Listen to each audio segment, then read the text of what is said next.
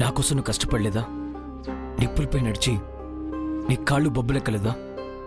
కొరడాలతో కొట్టుకొని నీ శరీరం రక్తసిక్తం అవ్వలేదా? నా కాలికి ముళ్ళు గుచ్చుకోపోతే నా కళ్ళలో కన్నీరు చూడకుండా నీ చేతిని అడ్డు పెట్టలేదా? నువ్వు చేసినవన్నీ నువ్వు మర్చిపోయి ఉండొచ్చు మంగ. నాకు జీవితాంతం గుర్తుంటాయి. ఎందుకంటే నా జీవితాన్ని మలుపు తిప్పి నన్ను మనిషిని చేసింది అవే కాబట్టి.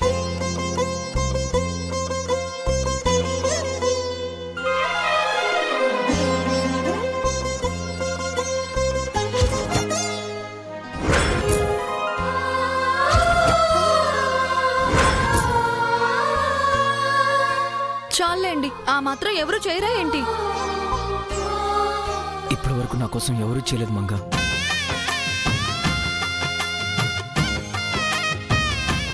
అందుకే ఇప్పటి వరకు నేను ఎవరి కోసం చేయని వాటిని నీకోసం చేస్తున్నాను.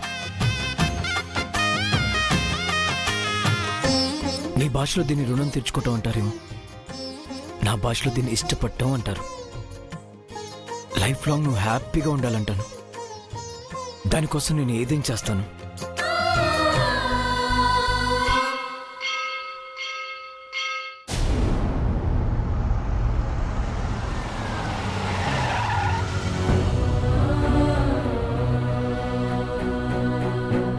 మనం సంతోషంగా ఉండాలి అని కోరుకునే వాళ్ళు ఉండడం లక్ అంటారు కదా, అలాగే మనం ఒకరి సంతోషాన్ని కోరటం కూడా లక్కే. జై నాన్న, అయ్యో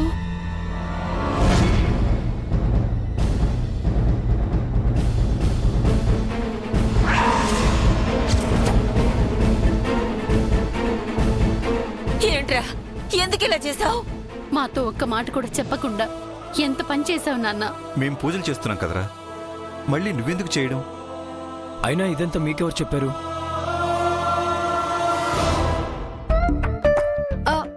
నేను చెప్పలేదండి.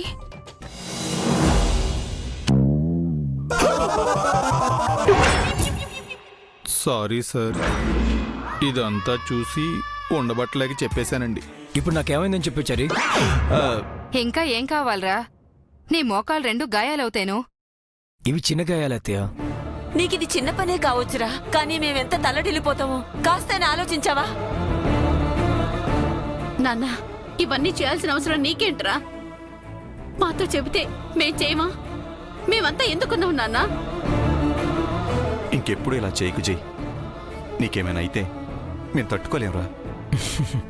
నాకేం కాలేదు డాడ్, నేను హ్యాపీగా ఉన్నాను. హ్యాపీగా ఉన్నట్టు నువ్వు నటిస్తున్నావని మాకు అర్థమైందిలే అల్లుడు. లేదు మావయ్య, నా నొప్పి నిజం కావచ్చు, కానీ నేను నటిస్తున్నాను అన్నదే అబద్ధం. ఇది నేను మంగ కోసం మనస్ఫూర్తిగా చేశాను. ఓ, ఇదంతా ఈ మహాతల్లి కోసం చేశావా? తను క్షేమంగా ఉండాలని చేశాను అత్తయ్య.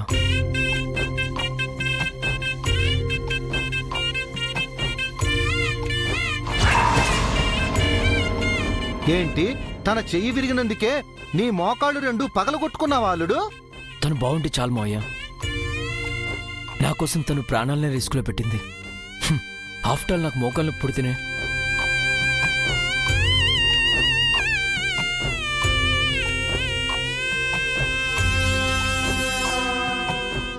జేజీ, ఈరోజు గుళ్ళో ఒక విచిత్రం జరిగింది తెలుసా? ఏం జరిగింది జై? ఎవరికి చెప్పకుండా పొద్దున్నే నేను గుడికెళ్ళానా, మోకాలపై మెట్లెక్కుతుంటే మంగ నా పక్కనే ఉంది. నేను పడిపోబోతుంటే పట్టుకుంది అండ్ నాతో మాట్లాడింది.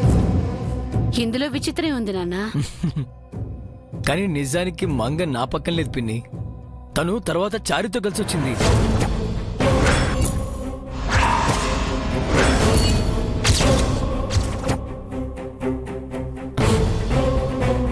అంటే అప్పటి వరకు మంగ నా పక్కన లేకపోయినా ఉన్నట్టు ఊహించుకున్నానమాట.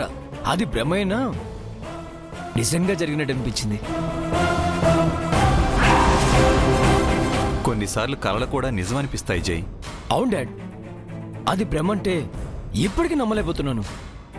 తన మాట, తన స్పర్శ, తన ప్రతి కదలిక నిజం అనిపించాయి.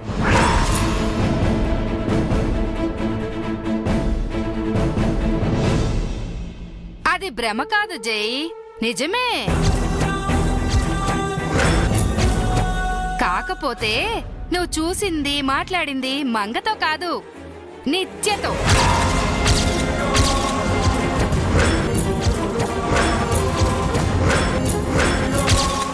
ఏం మాట్లాడుతున్నావు అత్తయ్య? నిత్యతో మాట్లాడటం ఏంటి? అవునలుడు, మంగా వచ్చే వరకు నీతో ఉన్నది నిత్యానే.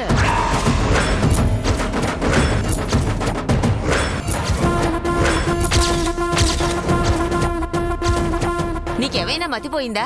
నిత్యెప్పుడో చనిపోయింది కదా, ఎలా వస్తుంది? నిత్య చనిపోలేదమ్మమ్మా, బ్రతికే ఉంది.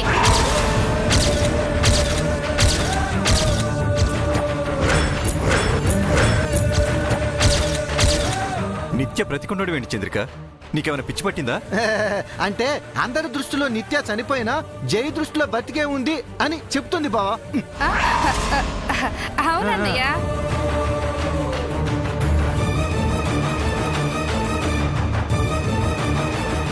జైకి మంగతో పెళ్ళైనా నిత్యతో నిశ్చితార్థమయ్యింది కాబట్టి నిత్య జైని మర్చిపోలేకపోతుంది. అందుకే తను చనిపోయినా జైని వదిలి వెళ్ళట్లేదు, మంగళ అంటి పెట్టుకునే ఉంది. అంటే చనిపోయిన నిత్య దెయ్యమై తిరుగుతుందంటారా? నిత్య బతుకున్నప్పుడు మంగ నిత్యలా నటించలేంది, చనిపోయిన నిత్య మంగళ తిరిగితే తప్పేంటి? చాలా ఆపండి మీరు మీ మాటలు. చనిపోయిన వారిపైన కూడా నిందలేనా? ఎవరిని వదిలిపెట్టరా మీరు? అయినా దయ్యాలు గుళ్ళోకెలా వస్తాయి వదినా? అన్నానికి కూడా ఒక హద్దు పద్దు ఉండాలి. జై, వీళ్ళ మాటలేం పట్టించుకోకు. పద, రూమ్లోకి వెళ్ళి రెస్ట్ తీసుకుంది గాని. కల్పన, రా నాన్న.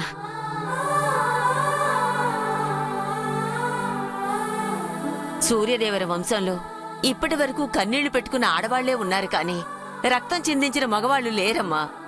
నీకోసం జయ్య ఆ దేవుడి ముందు తల వంచాడంటే ఇది చిన్న విషయం కాదు. నీపై జైకి ఉన్నది చిన్న ప్రేమ కాదు, నువ్వు సాధించావు.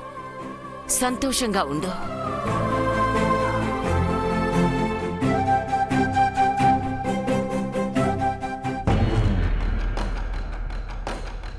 ఏదో సాధించారని చంకలు గుద్దుకోకమ్మా, ముందుంది ముసళ్ల పండగ. మరే ఇల్లు అలగ్గానే పండగ కాదు. పిన్ని, ఆ రోజు షాపింగ్ మాల్లో మీరు నిజంగా నిత్యం చూసారా? ఆ తర్వాత ఎప్పుడెప్పుడు చూసారు? తను మీతో ఏమైనా చెప్పిందా? మీరు మాట్లాడుకున్నారా? అబ్బే, అంత సీన్ మాకెక్కడుందమ్మా, చనిపోయిన మనిషితో మాట్లాడమా? భ్రమమ్మా, అంతా భ్రమ.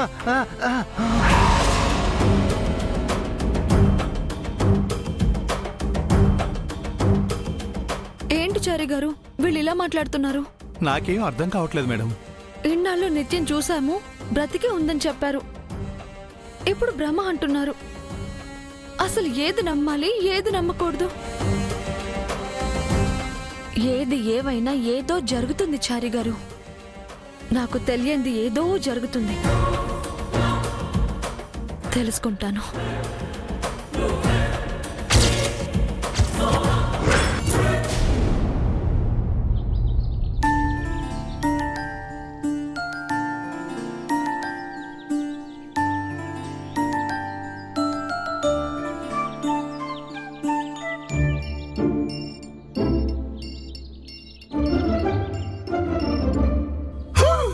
ఈయనేమిటి ఇంకా బెడ్ మీదే బజ్జునుంటారు, సుప్రభాతం పాడి లేపాల్సి వస్తుందేమోనని నేను హడావిడిగా వస్తే ఎర్లీగా లేచి హాయిగా ఎక్సర్సైజ్ చేస్తున్నారు.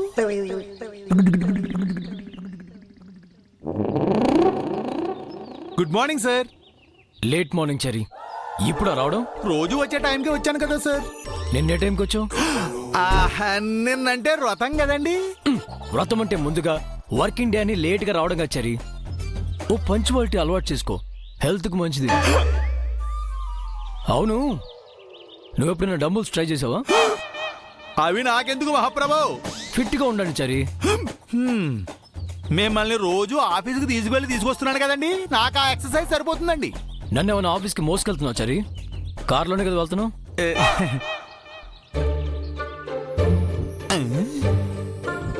కాఫీ పట్టుకొచ్చిన ఈ అందమైన హ్యాండ్ ఎవరిది?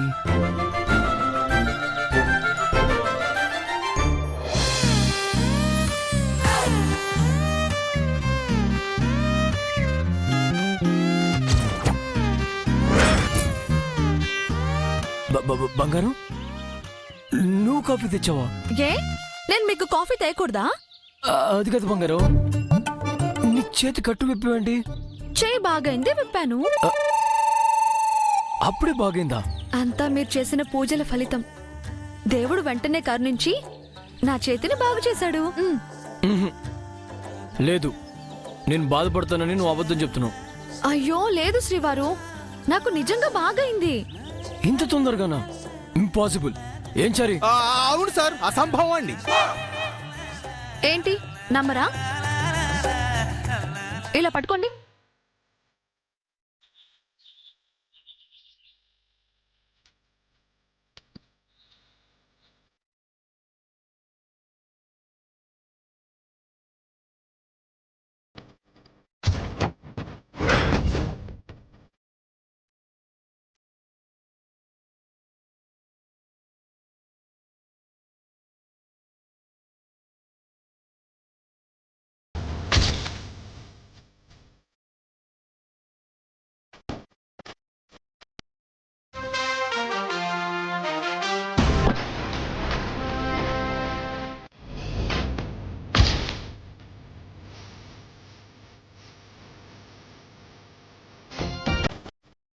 ఇది చాలా ఇంకా చూపించాలా?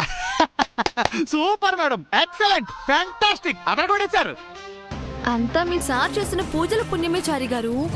క్రెడిట్ అంతా సార్కి ఇవ్వకండి మేడం. సార్కి పూజలు చేయమని సలహా ఇచ్చింది నేనే. మీరు కాబట్టి వదిలేసాం చారి గారు. అదే ఇంకెవరైనా ఈ సలహా ఇచ్చుంటే మొహం పగలగొట్టుండేదాన్ని. అరే, ఎక్సర్సైజ్ చేయడానికి స్మాల్ సైజ్ డ్రెస్ వేసినట్టు ఆయనకి సెట్ అవ్వని పూజలు చేయమంటారా? సారీ మేడం, ఇంకెప్పుడు అలాంటి తప్పు చేయనండి. Chari, is it possible? మీ మేడం ఇంత త్వరగా ఎలా రికవర్ అయింది?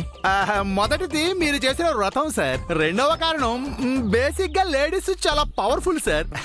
ఇక మన మంగా మేడం గురించి చెప్పనవసరం లేదు. స్టాచ్యూ ఆఫ్ స్టామినా అండి.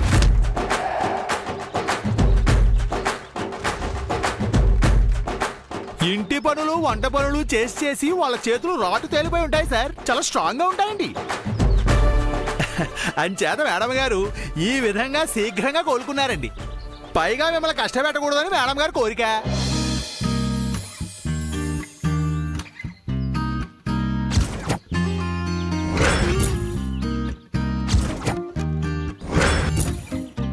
మరొక విషయం ఏమిటంటే సార్, టైం ఎంత చారి? పెద్దగా ఏమీ అవ్వలేదు సార్. డ్రైవర్ వచ్చాడా? వాడు నాకంటే ముందే వచ్చేసాడండి. ఇంట్లో ఫైల్ పెట్టచ్చు చూడు. ఫైల్ ఎందుకు సార్ ఇవన్నీ చెప్తున్నారు? పక్కకు బొమ్మను మాట చెప్పొచ్చు కదా. తకిట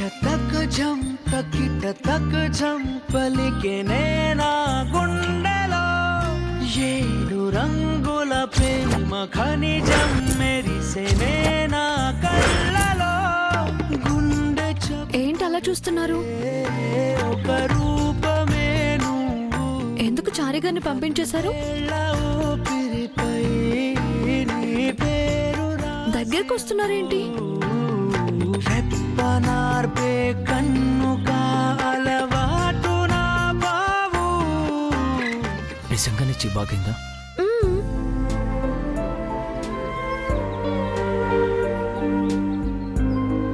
నేనంత అంత ప్రేమ ఏంటి? మీ ప్రేమే ఈ చెయ్యిని త్వరగా కోలుకునేలా చేసింది. మరి నాకేమిస్తావు? ఏమివ్వాలి? మొన్నేమో కాలు నొప్పి, నిన్న చేయి నొప్పి, పైగా వ్రతం. ఈ 2 రోజులు ఉపవాసం ఉన్నాం. కడుపు నిండేలా టిఫినో భోజనమో పెడితే తాంబూలం ఏమొద్దా? ఏమిచ్చినా తీసుకుంటాను. ఆశ దోశ. ఏ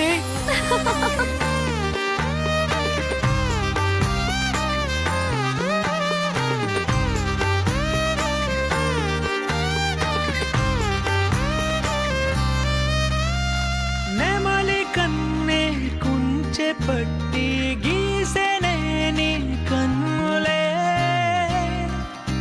ఓ తుమ్మెదలు తెగ కొల్లగొట్టి తేనె దాచిన పెదవులే చప్పుడయ్యే గుండె అలవాటున బావు ఆపలేవే నన్నిక నా ప్రాణమయ్యావు తకిట తక జం పలికెనే నా గుండెలో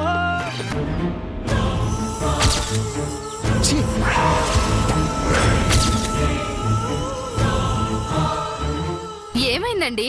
కాఫీ బాగోలేదా? విషంలా ఉంది. అంతా కరెక్ట్ గా కలిపేనే. వాళ్ళలా హ్యాపీగా ఉంటే కమ్మని కాఫీ కూడా కషాయంలా అనిపిస్తుంది.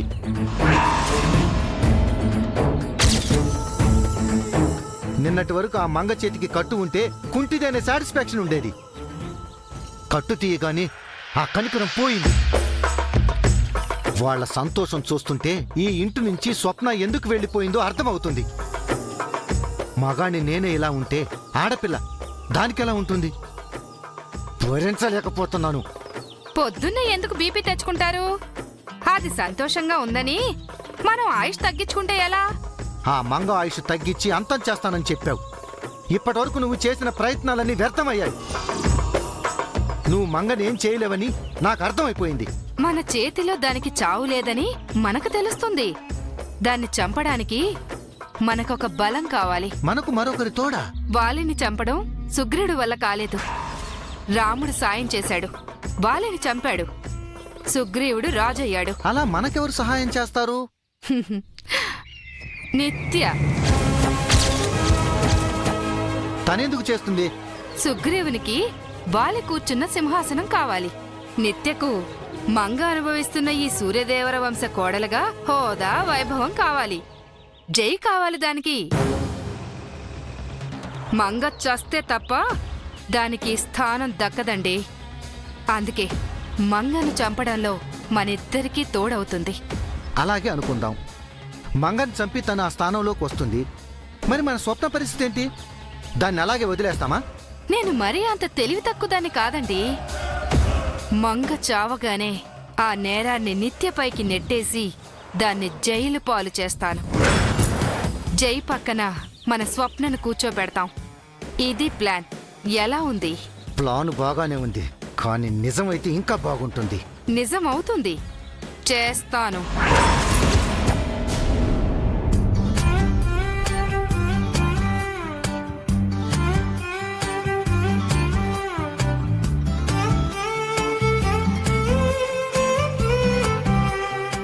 అంతా సరిగ్గా ఉంది. ఇక బయలుదేరండి. వెళ్ళాలా?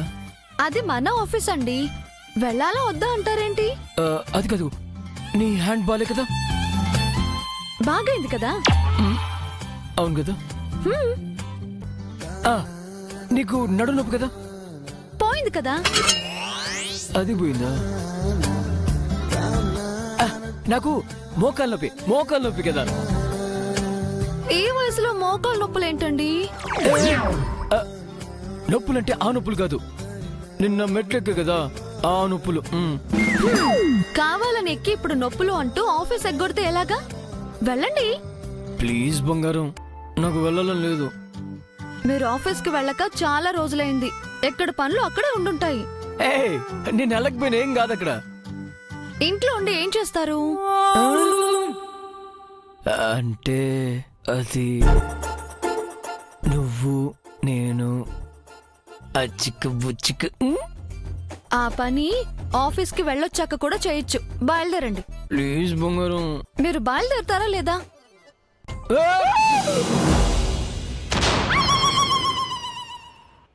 గెంటేశారా? వచ్చేసారా? వచ్చేసాను. మరి అలా వచ్చారేమిటి సార్? ఎలా వస్తే నీకు ఎదుగా? ఓకే సార్, వెళ్దామండి. సరే సార్, శివుణ్ణి సతీదేవిని విడదీసింది ఎవరు? దక్షుడండి.